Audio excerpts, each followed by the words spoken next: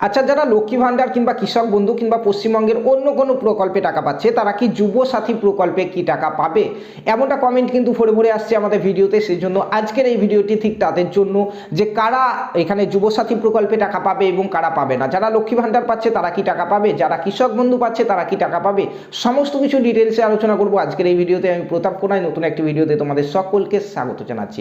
বন্ধুরা, ভিডিওটি শুরু করার আগে প্রত্যেকের কাছে একটাই রিকোয়েস্ট, প্রত্যেকের চ্যানেলটিকে সাবস্ক্রাইব করে পাশে থাকা বেল আইকনটি প্রেস করে নেবে এবং যারা ফেসবুক পেজ থেকে দেখছো পেজটিকে অবশ্যই ফলো করে নিতে ভুলবে না। তো চলো বন্ধুরা, ভিডিওটি শুরু করা যায়। তো বন্ধুরা, ইতিমধ্যে তোমরা প্রত্যেকে জেনে গেছো পশ্চিমবঙ্গের নতুন প্রকল্প যুব সাথী প্রকল্পে নতুন করে ফর্ম জমা নেওয়া হবে 15 ফেব্রুয়ারি থেকে 26 ফেব্রুয়ারি পর্যন্ত, যেখানে প্রত্যেকটি বিধানসভায় একটি করে কিন্তু ক্যাম্প বসবে। এখন আমাদের মনে প্রশ্ন প্রত্যেকেরই যে যারা লক্ষ্মী ভান্ডার পাচ্ছি কিংবা কৃষক বন্ধু পাচ্ছি কিংবা যারা হ্যান্ডিক্যাপ ভাতা পাচ্ছি কিংবা যারা যুবশ্রী পাচ্ছি তারাও কি এখানে যুব সাথী প্রকল্পে আবেদন করতে পারবে, তারা কি টাকা পাবে? তো এগুলি নিয়ে একটু পরে আলোচনা করছি। তার আগে জেনে নিই যে যুব সাথী প্রকল্পে আবেদন করার জন্য এখানে আমাদের কি কি যোগ্যতা বলা হয়েছে।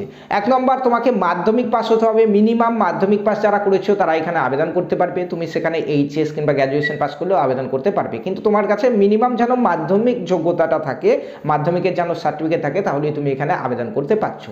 বয়স এখানে 21 থেকে 40 বছর যাদের বয়স তারাই কিন্তু এখানে আবেদন করতে পারবে, এমনটাই কিন্তু বলা হয়েছে। ঠিক আছে, এবং এখানে টাকা পাবে যারা শিক্ষা সম্পর্কিত কোনো স্কলারশিপ পাচ্ছ তারা কিন্তু এখানে টাকা পাবে। ঠিক আছে, তাদের কিন্তু ওই স্কলারশিপের জন্য কিন্তু এখানে এই যুব সাথী প্রকল্পটি আটকাবে না, তোমরা যুব সাথী প্রকল্পেরও কিন্তু টাকা পাবে।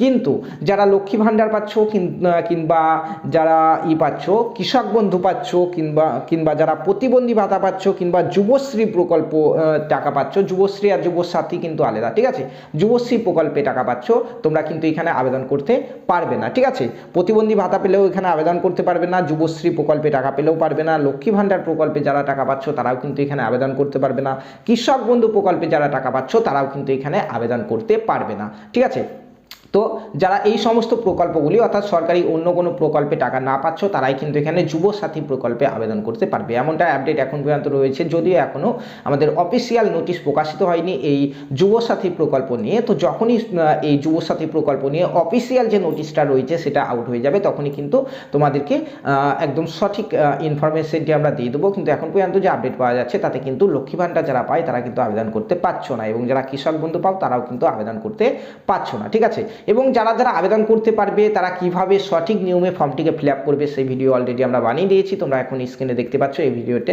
ক্লিক করে কিন্তু একদম সঠিক নিয়মে ফর্ম ফিল আপের ভিডিওটি দেখে নিতে পারবে। ঠিক আছে, ভিডিওটি ভালো লাগলে অবশ্যই লাইক কমেন্ট শেয়ার করতে ভুলবে না। ইউটিউব থেকে দেখলে চ্যানেলকে সাবস্ক্রাইব করে নাও এবং যারা ফেসবুক থেকে দেখছো পেজটিকে ফলো করে নাও।